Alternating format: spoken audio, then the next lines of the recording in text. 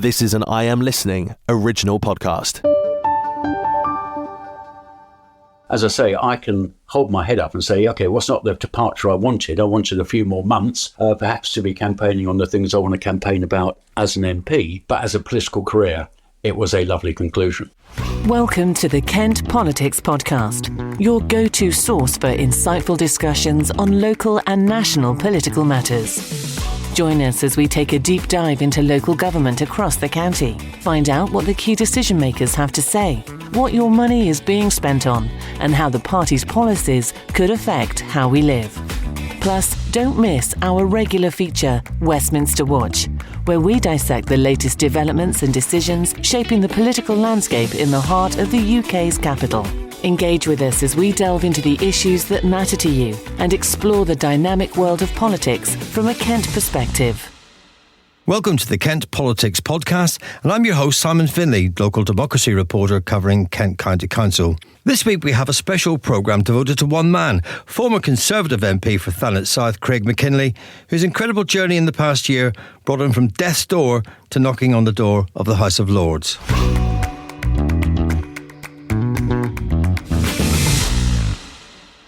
For 9 years, Craig Mackinlay served as the Conservative MP for Thanet South, but last September his life changed forever when he contracted sepsis and lost his arms and legs. His illness and recovery has been played out very much in public and earned him a standing ovation from colleagues of all parties in the House of Commons. Now elevated to the House of Lords, Lord Craig Mackinlay joins me now. Hello, Craig. Hello, good to be with you, yes. Thank you. How are you? Yeah, not bad, actually. Yes, obviously a year that I'd rather forget, but I suppose another chapter of life that you have to turn the page and get on with it and make the best of it, and I'm trying to do just that. You hail from Kent originally. Can you just sort of outline your connection to the county? Yeah, indeed. I was born in the Medway towns in Chatham in All Saints Hospital. If you speak to anybody of a certain age anywhere around the Medway towns, they'll say, I was born there as well. Now long gone, a housing estate. But yes, I was born and raised in and around the Medway towns, as were my parents. They came from the Medway towns as well. So yeah, a few generations here. It was lovely. It was a great privilege to be able to serve as a Kent MP. Quite commonplace is that you don't get the opportunity of serving anywhere near where you were born, but it's lovely if you can. And serving in East Kent was a place I knew very, very well. A very big sailor. I've been sailing for many years around the Kent coast, and well, internationally I did 35,000 miles in my old boat, and knew the waters well, knew Ramsgate extremely well. It was always a place I went to regularly, so it was a great privilege to be able to serve it as the MP for those years. But yes, very much Kent in my veins, and a few generations of. Take us back a little bit, just rewind a little bit, back to the beginning of your illness. When did you first start feeling unwell or that something wasn't quite right? Well, it was the 27th of September last year.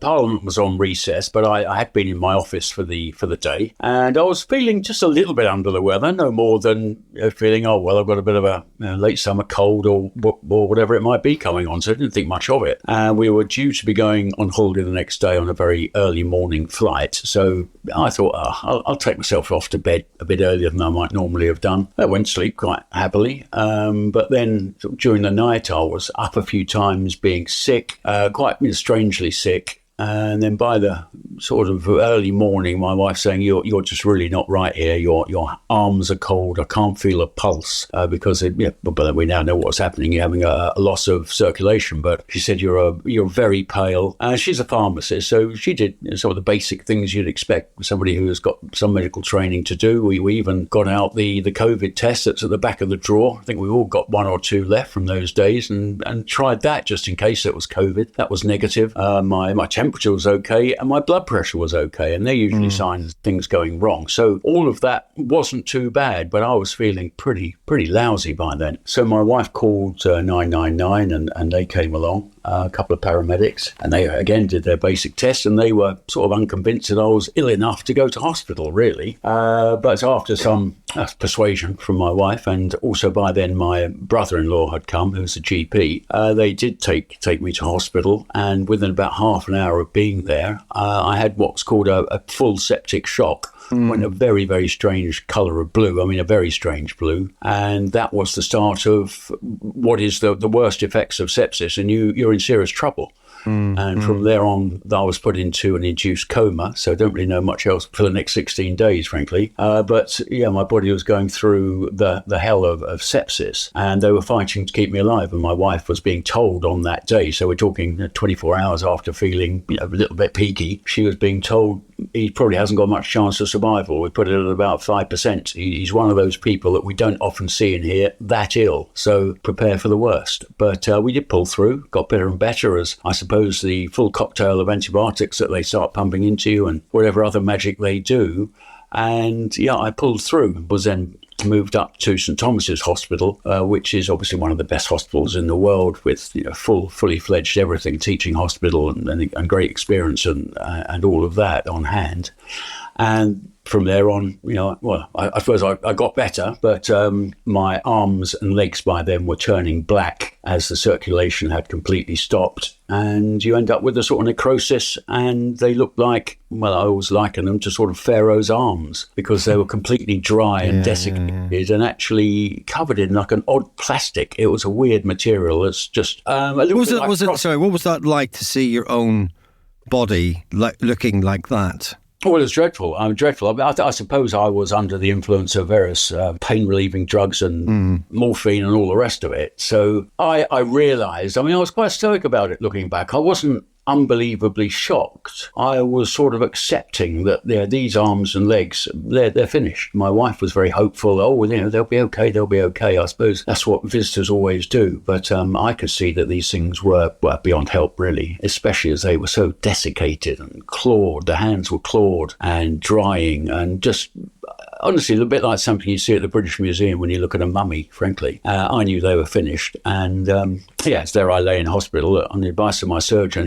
His method of dealing with these things is to see how much can be saved, because that's really important, to try and keep as much length as you possibly can. Because if you can save joints, like elbows and knees, the outcome is always going to be that much better. It proved to be very good advice, because the arms and legs settled down over the next sort of 5 or 6 weeks, and it became clear what could be saved and what couldn't. And my amputations happened on the 1st of December, managed to save below the elbows and below the knees. So, a much better outcome than the alternative. And obviously all of that is much better outcome than the alternative that they thought it was going to be, and that was death. Yeah.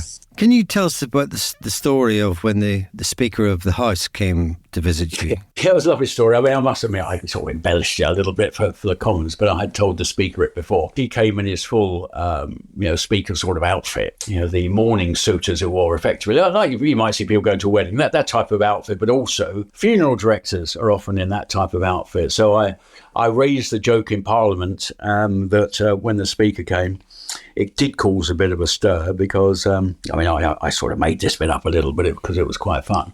I said they're all very, very concerned and sort of nudging each other and saying, that guy must be dreadfully unwell because you've already got the funeral directors in. And it did raise a little bit of a titter around the house, and it was quite fun. But I suppose that reflects my happy-go-lucky nature and spirit that I have. And I think that has probably kept me going through some pretty dark times. And Rishi Sunak also visited you, didn't he? He did, multiple times. And it was very good of him, because a Prime Minister is a very, very busy person. They got international obligations, obviously a lot of domestic obligations to ministers, cabinet, the House of Commons. So for him to have made time to come and see me was rather nice. And I probably had the benefit of having a longer period of having just a general person-to-person discussion about all sorts of just normal life and family matters and all the rest of it with the PM that I probably wouldn't have had the opportunity to do had I been fit and well and a backbencher in the House of Commons. So we had some good moments. I told him what I thought of some of his potential legislation around the corner, not always positive, but we had a good laugh and a good chat actually. And so that was before I'd had my limbs off, and he came to see me after that as well. And I had visitors on a daily basis. I had lots of MPs at St Thomas's, just over the bridge from Westminster. It was very easy. It's, a mere 5 minutes walk over the bridge. So it was very regular, daily basis. I had a number of MPs in, a lot of Kent MPs, as you'd expect, close friends. But some of the groups that I'd moved in during my parliamentary times, the ERG group, the European Research Group for Brexiteers, of which I'm one. We held, one of the weekly meetings in my hospital room. All of the names you'd recognise came to see me, and including Liz Truss and Boris Johnson. Oh, really? So Boris came, did he? Okay. He came as well. And, it was amazing. You could see that Boris effect. I mean, he'd been long gone as PM, but the nurses were, you could see their eyes wide open. Wow, it's Boris. I can't believe it. So that Boris effect was still alive and well, and he was great fun. Yeah. So you had 3 prime ministers, essentially. I did. Yeah. The only one, the only 2 across my period who didn't come were Theresa May and David Cameron. But I suppose I was sort of part of Theresa May's downfall, so I wasn't expecting her to come. Well, that's fair enough. You know where artificial arms and legs, the sort of, the Yes. first bionic lord, perhaps. Yep. How have you found just to get that in context, I'm waiting my letters patent to be signed by His Gracious Majesty the King, which should happen any day, and then I will officially be Lord. Okay. So it's on the way, I hope. Yes. Yes. What's the swearing-in procedure? I've only ever seen friends go through, and I've been outside the chamber in the sort of the Lord's lobby, a bit like on the other end in the Commons lobby. But apparently there is a bit of a ceremony. I went up to London last week to see, of all things, the Garter Principal King of Arms, who occupies the College of Arms, a very ancient building in the City of London, just off. I can't remember the name of it. It's actually very, very close to St Paul's. It's within sight of St Paul's. And he agrees your title and offers you the opportunity to have a coat of arms done and all of this type of thing. But he is involved in some of the ritual. There's quite a ritual, and you've got a sort of recitation of the letters patent signed by the king and all of that. So it does hark back to days of old, and it's that type of parliamentary tradition that I very much like and respect and hopefully will enjoy. You have the opportunity to take friends and family to be in the gallery to watch it happening. You borrow I suppose you can buy them if you so wish, but you've got the red robe and ermine, but I think there's sufficient there for you to borrow for the day. And you do the ceremony. They only do 2 a day, twice a week. So given there are a few that have been made up at the dissolution honours list, and the new Prime Minister has appointed some ministers via the Lords, I'm a bit of the back of the queue, so it'll probably be early October, I think. The question I was about to ask you actually was, wear these artificial arms and legs. I mean, how did you find that transition? It's certainly not easy, I can tell you. I mean, I'm on sort of Mark II legs at the moment. They sort of start you through various ones. First ones are very, very bulky, and they don't have an ankle that moves, which makes going up and down stairs and up and down slopes very, very tricky. But as you go through the journey, you get better and better ones. I'm now on ones that have got an ankle that moves a bit. It's sort of a hydraulic ankle. And the walking isn't too bad. It's not comfortable, but I regularly do over 6,000 steps a day. Which even for someone able-bodied is probably up there with what most people do on a daily basis. So the legs aren't really an issue, and you see people with artificial legs and you wouldn't even know that they've got them. I must say, if I have long trousers on rather than shorts, I mean, shorts are far more comfortable, obviously, in this weather, you wouldn't particularly know that I've got artificial legs. My gait is pretty good. You might think I've got a sort of stone in my shoe. That's about all, really. But the arms and hands are very different. I mean, they're good as far as they go, and you can pick things up. Pick glasses up. You can do a few things, but they're not as good as the real thing, as it were. Not as good as your original hands and arms and fingers. Nowhere like. But they're better than what the NHS are currently giving me, which is frankly a bit of a sort of rubber hook, which I'm not entirely sure what you meant to do with 2 of those, and hence that's going to be part of my campaign. It's rather silly that the NHS will give you the multi-articulating sort of clever bionic arms in time, but you might wait 3 years for them. And you think, well, why make people wait for 3 years for something you will provide anyway, when they can get on with a bit more of a normal life? And not an issue for me, mental health issues. I'm always cheerful, but for some, 3 years with 2 rubber hooks, I don't think is going to take you to a very good place, because you can do very little for yourself with those. So it's not just getting people back feeling better, looking normal or as normal as you can, but it's perhaps getting them back to work and doing something productive. And that I think is important. I would have thought that is part of what the NHS is trying to achieve and is there for. Are you going to use your your new position as a Lord to push for that, and what effectively? Yeah, very much so, what effectively can you do? Well, it's like many things. What can MPs, backbench MPs do? Well, not a lot. What can Lords do? Well, not a lot, but they do have a voice, and you've got Hansard, and the media does follow what's happening in the House, and you get the opportunity to go on programmes like yours and others, where there's an interest in a story like mine, because it is somewhat unusual. I suppose it's made that much more unusual that I'm going to become a peer of the realm. So yes, it's an opportunity to have a voice, and obviously the new Health Secretary, I've got his phone number. I'll no doubt be sitting down with him and explaining to him the experience that I've had, and with a hope that he'll say, yeah, that's really not quite right. Let's see if we can do something better. So if what I've gone through can actually make people coming down the track who are yet to be afflicted with sepsis and yet to have what I've had, and there's not many a year, there's only about half a dozen, because most people tend to die, or they certainly did years ago, but with medical advances, you've got a better chance of survival. If I can get one of those people in the future getting better prosthetics earlier, then I'll see that as a job well done. There's also a job of work to do in recognising sepsis. Sepsis is one of the biggest killers in the UK. I mean, granted, some of them are like the sort of thing that you die of when you're end of life. If it wasn't sepsis that killed you, it'd probably be chest infection or something. Many of those are what you might call end of life infections that you could probably do little about. But there will be many, many thousands of younger people who will die of sepsis every year. I mean, in my case, I don't think much could be done because it came on so unbelievably quickly. But the usual route is that you get a few days grace where you're feeling increasingly unwell. If we can, during that period, have family, friends go, do you know what, I'm more aware of sepsis and I'm concerned that is what you might have. You might be able to get to people earlier, get them into the health system that does know what to do with sepsis. A bit like meningitis, where the awareness of meningitis, especially in children, is so much greater than it was. Absolutely, and also if you think of the stroke campaign, the FAST campaign, I mean, that's now entrenched within us. I think perhaps if I can be part of making people think more about sepsis and saving a few people from getting to the stage that I'm in, or even worse, towards death, then that will again be a job well done. Perhaps there are other things going on here. I mean, my mother passed away with an autoimmune disease. It was rheumatoid arthritis. Shouldn't really kill you, but in some people, if it's very serious, it does. Does that mean that I had an autoimmune deficiency within my genetics? Is there a genetic test, of which we hear of so many more now for all different types of ailments and illnesses, that perhaps would have recognised, you are likely to be more susceptible to an autoimmune disease like sepsis, because that's what it is. It's your body going completely berserk at the response to an infection. So perhaps you would be able to have more of a risk list of people. And then further than that, you think what we managed to achieve with COVID, with rapid testing, and we had test kits at home, and what we have with glucose tests for those who are diabetic, very easy prick finger tests. Is there perhaps some type of easy test that we could have that would be recognising markers of likely sepsis?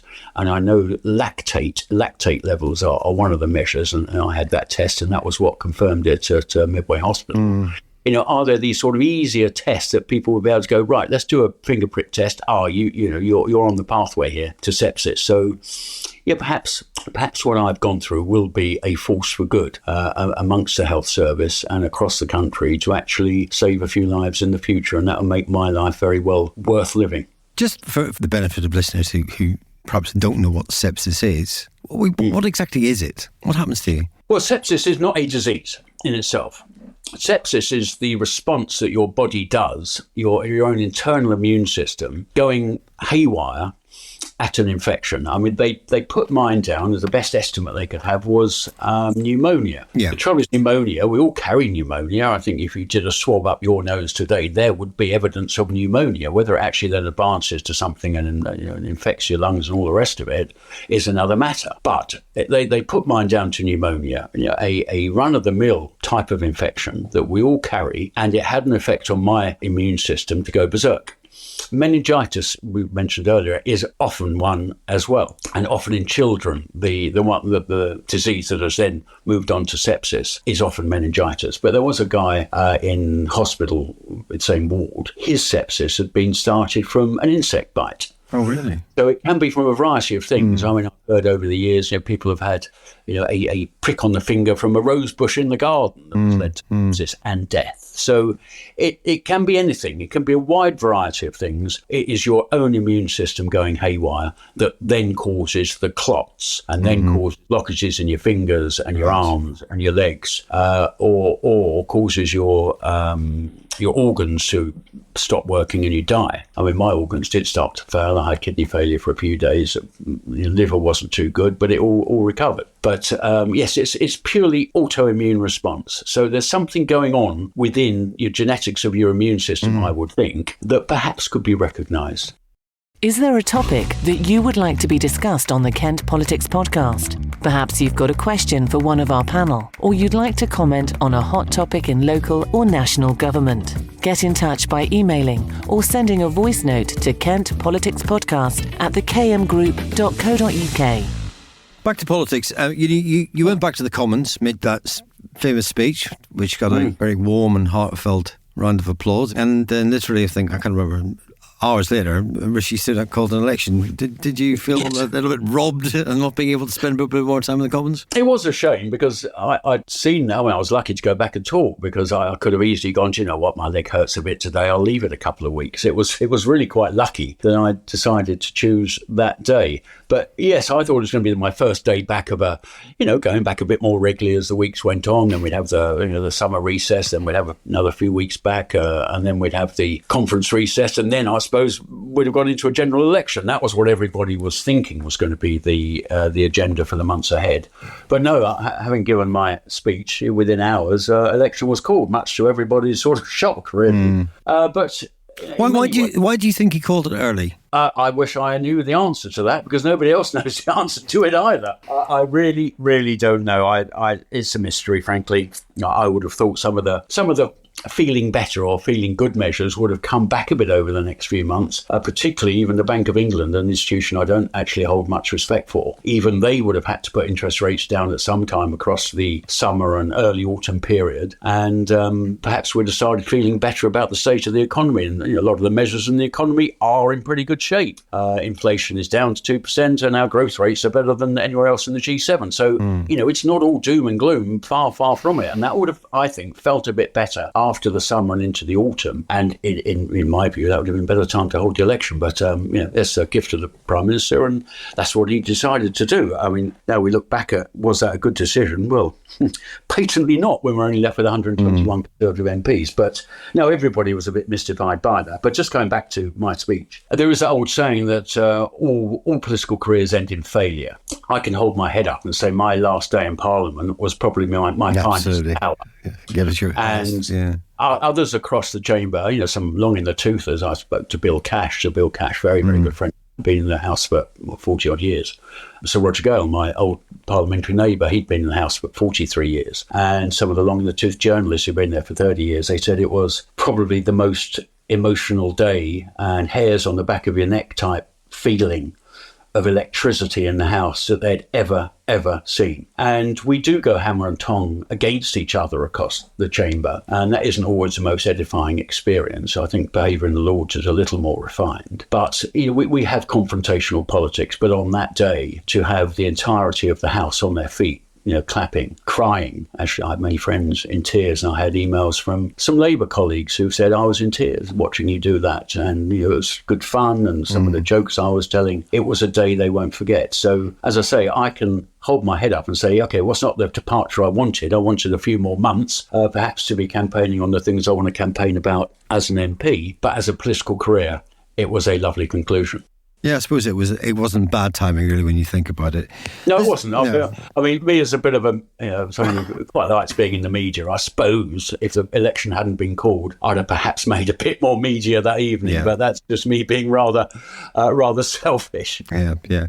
Listen, let's talk about the result. The Conservatives, I mean, the polls were saying it for a long time, and you and I had a conversation just before you became ill, and we talked sort of, in a fairly honest way about what we thought was going to happen in Kent. And you thought, well, no, the polls will tighten, things will be okay, and maybe it won't be anywhere near as bad as the polls suggested.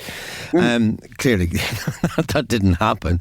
But, Keir Starmer's managed to get himself a landslide on 34% of the vote. But the fact is, that's the way the system works. It is. But why did the Conservatives lose so heavily? Well, there's a few things around that. I mean, number one, the Labour win, I'm not taking it away from them. It's the first past the post system, and there's 650 little battles going on across the UK. That's how our system works. And if you get enough soldiers across the line, in enough of those, you will form the government. But there was one result that I looked at in Kent, and that was Sittingbourne and Sheppey. Yeah. That was one with 29% of the vote, which is really a very bizarre result. That very rarely happens. But it's the bellwether, though, isn't it? Oh, no, sorry, Dartford's a bellwether. Sorry, but it is. But to win a parliamentary seat with 29% of the vote is somewhat unusual. But that's the system. But we did have the effect of reform came in at a later stage, which I hadn't foreseen when we spoke probably last year. Reform got every right to stand, of course they have, but that was a fault of ours that we allowed that vacuum to be created that Reform felt that they could fill and advertise to the public. I mean, I'm making the assumption that most Reform votes would normally have gone to the Conservatives. I think that is a fair assumption. It won't be entirely true, but there'll be a few Labour voters who will vote Reform, of course, and some people who just would stay at home and say none of the above have gone out to vote Reform because they like what they had to say. But we lost a lot of votes to Reform. If you look at the votes that we went down to, I think we went down from, we halved our vote. I think we had 13 million under Boris Johnson, big win in 2019, and we went down to 6.5 million. And the Reform vote was 4 million. The Dem vote went up a fair bit, which lost us some of that, what you call your sort of Surrey type Conservative seats. The blue wall became yellow wall. So there were some odd things going on which I couldn't have foreseen in last year. But also, I would have foreseen that you'd go to an election when things are better under those measures that I described, like interest rates starting to come down, like a little bit of feeling a little better about things coming back into the fray. I would never have thought you go to the polls when the polls are so bad. Obviously, you have to go to the polls at the 5-year end of term statutory requirement time, but when you still have a little bit of discretion left in the tank, I wouldn't have thought you'd have done it then. I mean, I said to colleagues, if you're a condemned man, you're not going to pull the rope early. Okay, we might have been condemned in November, but I don't think the result would have been quite so bad. And also, on the Reform side of things, Nigel Farage, who I was the last one to beat in South Thanet in 2015, he'd have probably been around, dabbling around with Donald Trump by then, so he may not have had such an interest in standing. So, lots of things were not clever decisions, not well thought through, and there were a few bits went wrong during the election, like they always do. I mean, Labour said nothing about anything very much. Top marks to them. It's often the way you do get over the line. We saw a bit of about what they're thinking about with. It's a great skill, isn't it, to manage to get through an election campaign without actually committing to anything? It is. Really. Well, I mean, I think we saw some of the reality with Rachel Reeves yesterday. That there is an awful lot they will be landing upon us that they didn't tell us about during the election.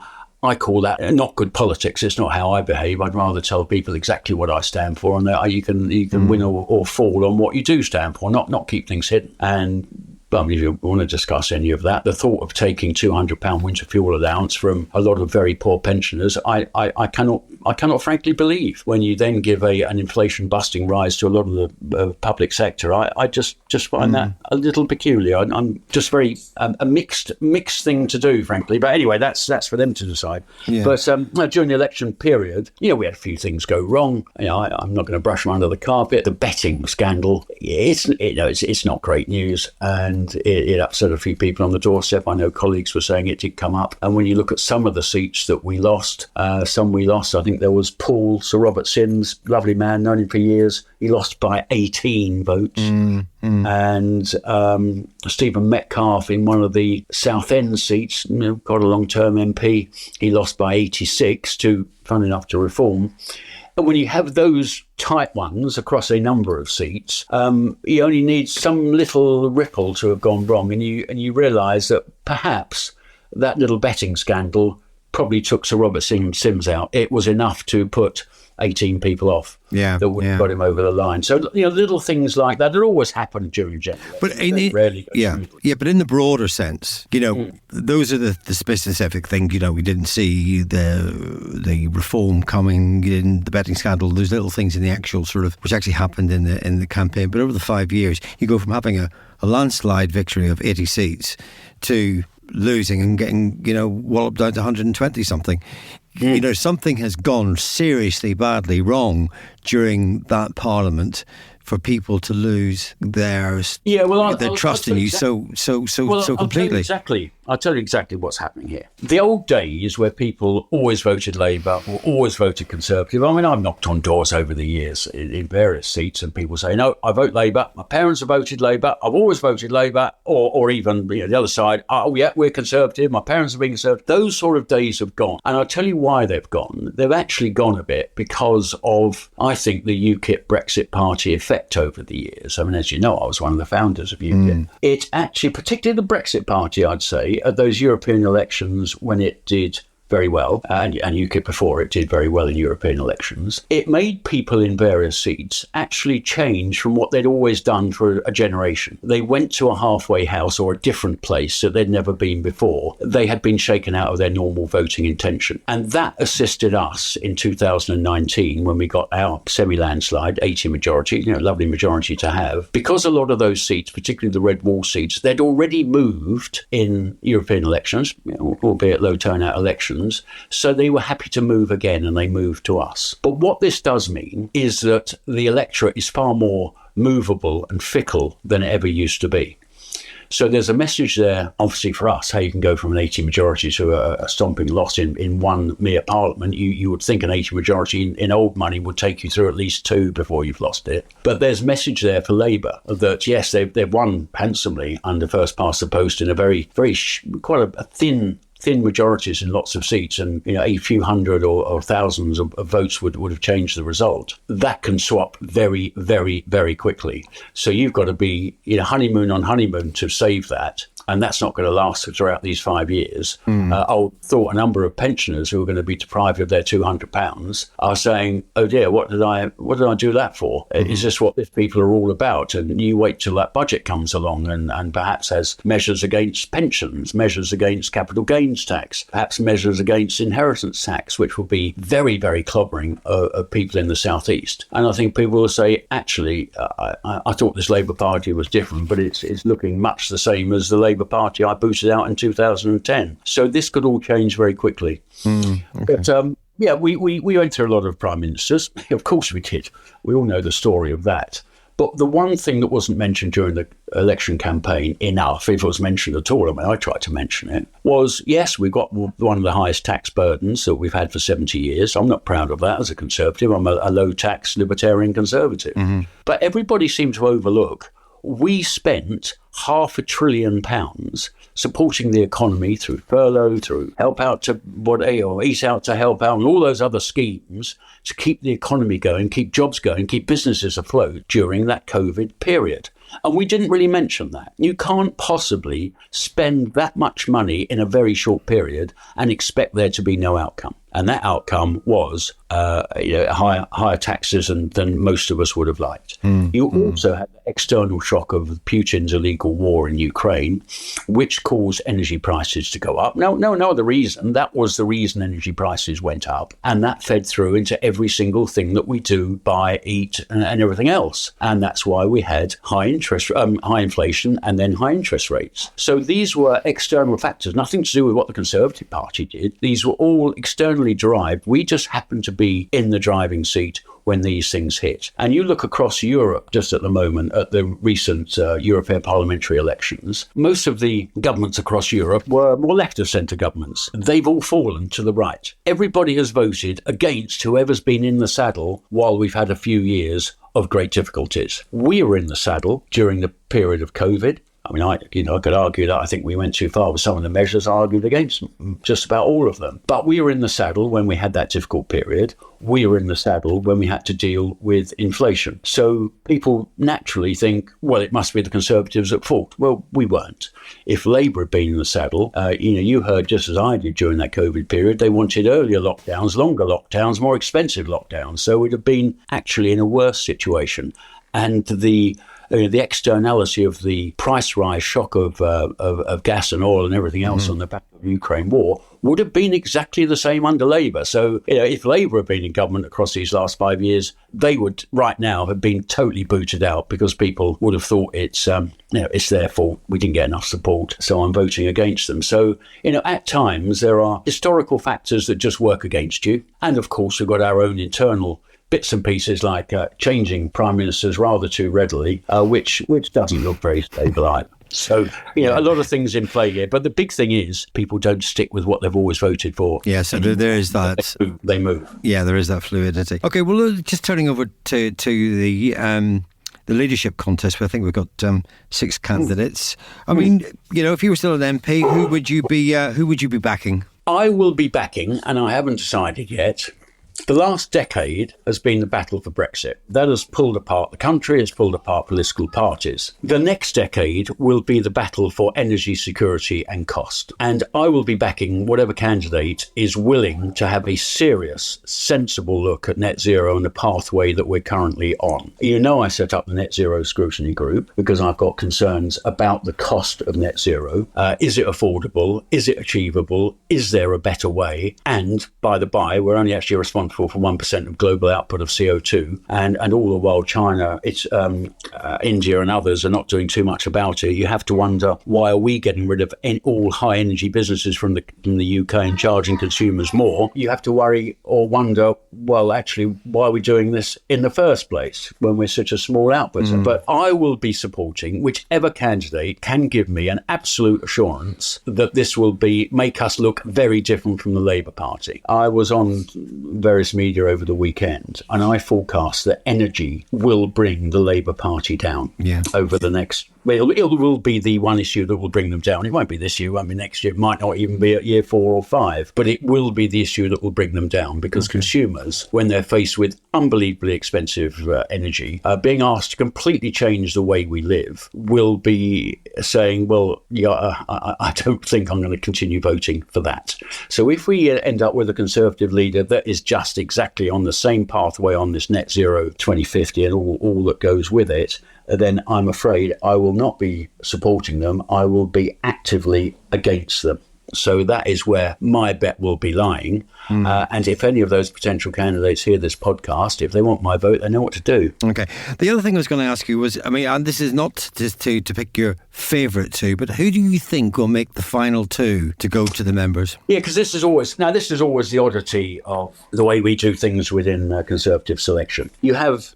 Because on the one hand, you have to have, and we're not selecting a prime minister this time, of course. We're selecting a leader of the opposition that's in for a very, very tough job to try and pull the party around into a position where it might be able to win power into the future. So a very different position from selecting a PM, which we've done over the last few selection processes. You have the difficulty that members make a choice out of the last 2, but it's MPs on a daily basis that have to work with whoever emerges from that system. Now, therein is a conflict. And me as a Democrat would say, well, the members are king because they pay the money, they run the associations, they're the councillors, they're the ones knocking on doors, they're the ones who come to the fundraising dinners, so they have to be part of the process. But realistically, it is the MPs who have to actually work with them. So therein is a difficulty which is not easy to solve. So the MP's decision might always be different from what the members' decision might be. Now, the members will always go for the more right-of-centre candidate that is in front of them, because that is the nature of members of the Conservative Party. That is the nature of virtually every association. Okay, there'll be some that might be a bit more centre, one nation type, but generally our membership, I think, is more reflective of the country and is more likely to be right-of-centre. But the MPs are often a little bit more centrist. Now, the opposition wouldn't say that many Conservative MPs are centrist, but I can assure you many of them are. So who will get through? You'll have so much game playing going on, and 121 people who are in that selection process, 121 MPs, means that lots of games can be played. It's a very small pool, though, isn't it? It is. That's what I mean. You can't play such a big game when you had 350 MPs, but that game playing can be much more effectively played with 121, where just a few changes here and there and lending votes and whatever shenanigans, which you can imagine goes on, could change an outcome. Who will be the last two? It will definitely be, I would say, a right-winger will go through. It'll be a right-winger and a centrist, and then the right-winger will win when it goes to the public. Who those two are, well, the right, you'd have to say at the moment, I suppose it's Kemi Badenoch and Priti Patel, and possibly Robert Jenrick, who's now sort of saying the right things, particularly on immigration. And the others are more centrist, I would say. I've lost track of who the third one is. Yes, of course, Mel Stride. Yeah, I mean, a great man, known very, very well. He's actually a very good friend of mine. He's come and stayed with us socially. And you've got Tom Tugendhat, Kent MP. He is a centrist, One Nation type MP. That's absolutely fine.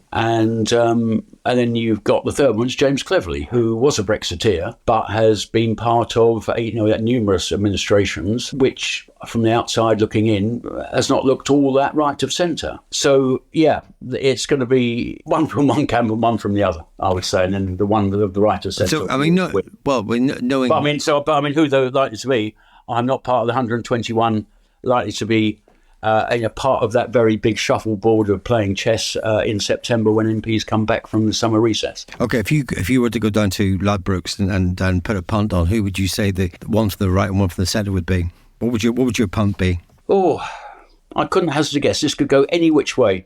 This would be a bet I would not make, because I only make a bet when I think I've got a bit of a sniff of what the reality outcome might be. And on this one, I'm sorry to say, I do not have the magic glasses on. But you do think that it'll be one centre, one right winger, and the right winger will probably win because that's what the members like?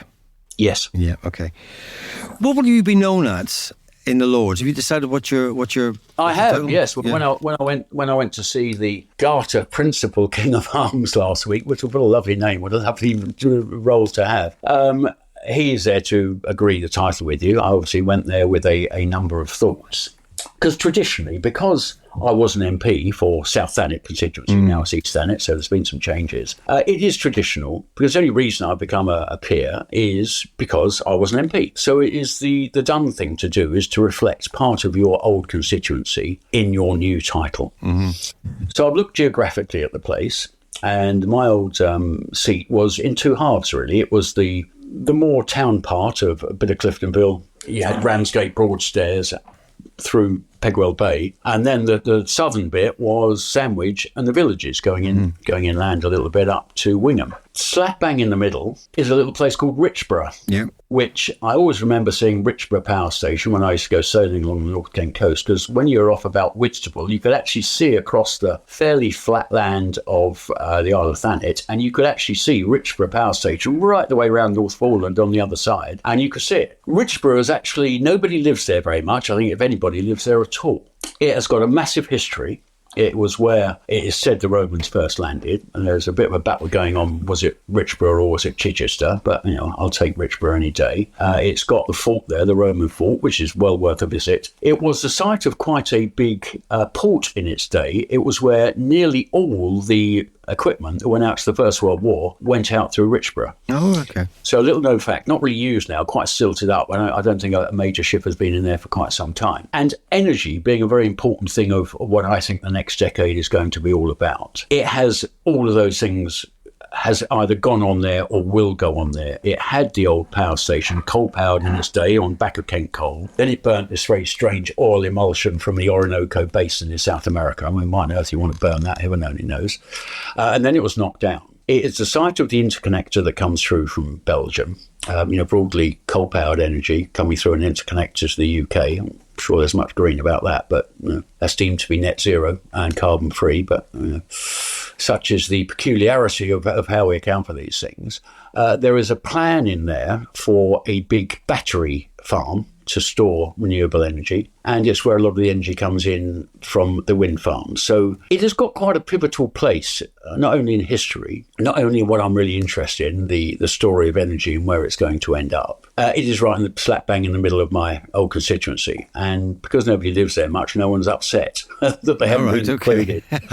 And also, I think Lord Mackinlay of Richborough has got quite a nice little indeed ring to it. Yeah. It does. So that's where, but it's not an easy thing. It's not an easy thing to do at all. It's really quite complex because the name could be your name for the rest of your days. So it's not to be done lightly. Absolutely. But yes, I'm very pleased that it's part of my old constituency features in it.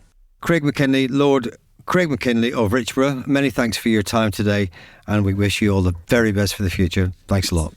Thank you. OK, folks, that's your lot. Don't forget to keep an eye on Kent Online for the latest politics news from across the county. Until next time, all the best. Thanks for listening to the Kent Politics Podcast. Don't forget to check out stories throughout the week on the politics page of Kent Online. And you can watch the Kent Politics Show with Rob Bailey on KMTV every Friday at 5 p.m. or on demand at kmtv.co.uk. This has been an I Am Listening original podcast. For more information, head over to our website, im-listening.co.uk.